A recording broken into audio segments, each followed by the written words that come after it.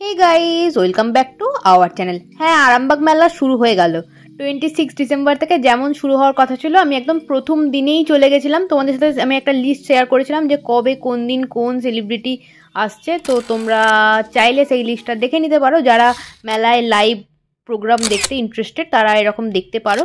তো আমি মেলাটা পুরোটাই মোটামুটি কভার করেছি, তোমাদেরকে দেখাবো যে আমি কি কি এনজয় করছি মেলাতে। আর এই মেলাটা তো আরামবাগবাসীর একটা ইমোশন, কারণ কি এই কদিনই সবাই একটা এনজয় করার চান্স পায়। আর 2 জানুয়ারি অবধি এই মেলাটা হচ্ছে। তো চলো আমি গোটা মেলাটা তোমাদের ঘুরে দেখাই। তো মেলাটা আমি একটু আগেই চলে গেছিলাম, মোটামুটি 4টে সাড়ে 4টে করে, যাতে একটু ফাঁকায় ফাঁকায় ভালোভাবে ভিডিও করা যায়, ভালোভাবে ব্লগ বানানো যায়। এই টাইমটা 4টে সাড়ে 4টে করে বা দুপুরের দিকে গেলে মেলায় ভিড়টা কম থাকে, ভালোভাবে ঘোরা যায়। আর এই দেখতে পাচ্ছ ওখানে তন্দুরি চায়ের একটা স্টল হয়েছে। এই তন্দুরি চায়ের স্টল আমার আর মনের, আমাদের দুজনেরই খুব ফেভারিট। আর আজকে ফার্স্ট দিনে মেলাতে আমরা 4জনে মিলে গেছিলাম, আমি, মন, পুক্কু আর মা। আর পুক্কু গিয়ে থেকে কিন্তু আমার হাত একদমই ছাড়েনি। ও একদম এবছর মানে বলতে পারো পুরোপুরি আমার দায়িত্বেই ছিল। তবে ও কিন্তু ভীষণ কথা শোনে, মানে এরকম হাত ছেড়ে চলে যাচ্ছি, পালিয়ে যাচ্ছি মেলার মধ্যে, ভিড়ের মধ্যে, সেই ব্যাপারটা ও করে না। এই জন্য ওর হাত ধরতে আমার ভালো লাগে। আর আজকের মেলা ঘুরে আমরা দুজনেই একটু বেশি টায়ার্ড হয়ে গেছিলাম, ওই জন্য একটু আগেই আমরা দুজন মিলে বেরিয়ে চলে এসেছিলাম। তো মা, মন ওরা এখনো পর্যন্ত বাড়ি আসেনি, ওরা এখনো মেলা ঘুরছে। এখানে দেখো এই স্টলে পুক্কুর একটা জিনিস খুব পছন্দ হয়েছে, ওই বারবি ডলের সেট। কিন্তু এই সেটটা নিতে গিয়ে যে প্রবলেমটা ছিল, তো সেটা তোমরা এখন দেখতে পাবে ভিডিওটার মধ্যে। ও আমাকে চুজ করে দিতে বললো, ওর জন্য এই পার্পল কালারটা আমি চুজ করে দিয়েছিলাম। তো এই বক্সটা একটু একটু খোলা ছিল, তো ওই জন্য ওকে লাস্টে বললাম যে তুই এই সেটটা নিস না, পছন্দ হলেও তোর পরে একটা অন্য দোকান থেকে তোর জন্য বারবি সেট কিনে দেওয়া হবে। ও কিন্তু সেটা শুনে নিল। আবার অন্য জায়গায় আমরা এরকম বারবি সেট খুঁজে পেয়েও গেছিলাম।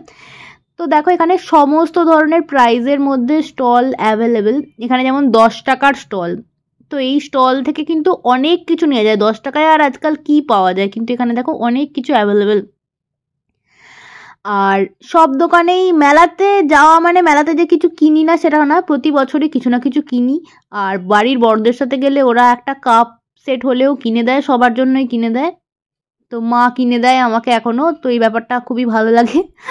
তো দেখো এখানে অনেক কিছু আছে।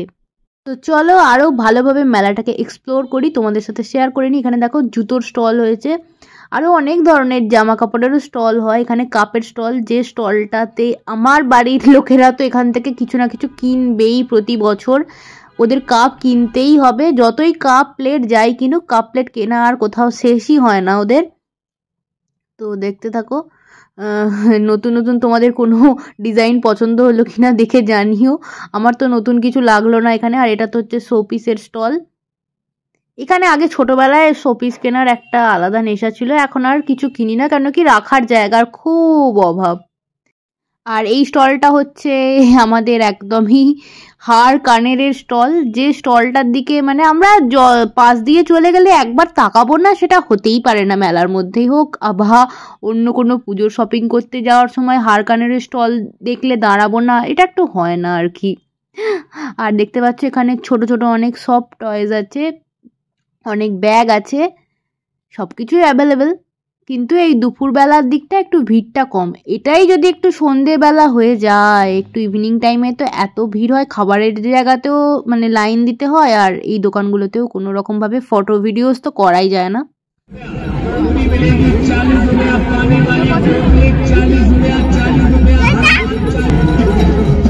দেখি দেখাও, এবার দেখে নাও মন কি কিনছে মেলা থেকে। মন অনেক ভাবনা চিন্তা করছে, তারপর দরদামটা দেখালাম না মন কিভাবে দরদাম করে। তাও একটা ছোট্ট পার্টে আছে, কিন্তু এত বেশি নয়েজ, তো এই জায়গাটা আমাকে ভয়েস ওভারই দিতে হবে। তো পুকুর এখান থেকে ফাইনালি একটা বারবি ডল কেনা হয়েছে। ওর পছন্দ হয়েছে কোনো রকমে একটা। তারপরে কেনার পরে বলছে মানে আমি রাইডসের দিকে যাব। দেখো জাস্ট স্কাইটা, আমি মুনটার দিকেই ফোকাস করছি এখানে। তো আমরা এখানে মন কিছু একটা দেখছে, দরদাম করছে, যেটার দাম একটু বেশি মনের মনে হয়েছিল। তো এই জায়গাটা থেকে বেরিয়েই একদম সোজা আমরা চলে গেছিলাম হচ্ছে রাইডসের দিকে। আর এই জায়গাটা না এলে মেলাটা একটু ইনকমপ্লিট লাগে। আর ছোট বাচ্চারা তো রাইডসে চাপতে ভালোই বাসে। আমরা প্রথমে ওইটাতে যে ঘুরছে এই জিনিসটাতে মন ওঠার জন্য খুব মানে বলছিল আমাকে অনেকবার করে, কিন্তু লাস্টে পুক্কু বলছে আমিও চড়বো, দিয়ে ওই করে আর এটাতে ওঠা হলো না। লাস্টে ও ও তো উঠতে পারবে না, ও উঠলে ওর প্রবলেম হতে পারে, তখন আর নামার প্রবলেম হয়ে যাবে আমাদের মনে হলো। তো ওকে ওর জন্য এই জিনিসটাই বেস্ট, তো ওর নিজের পুরো জোনে চলে গেছে। তো আজকের ভিডিওটা ছিল এই পর্যন্তই। ভিডিওটা ভালো লাগলে লাইক কমেন্ট শেয়ার করে দিও, আর যারা আমার চ্যানেলের নিউ ফ্রেন্ড তারা প্লিজ চ্যানেলটিকে সাবস্ক্রাইব করে দিও।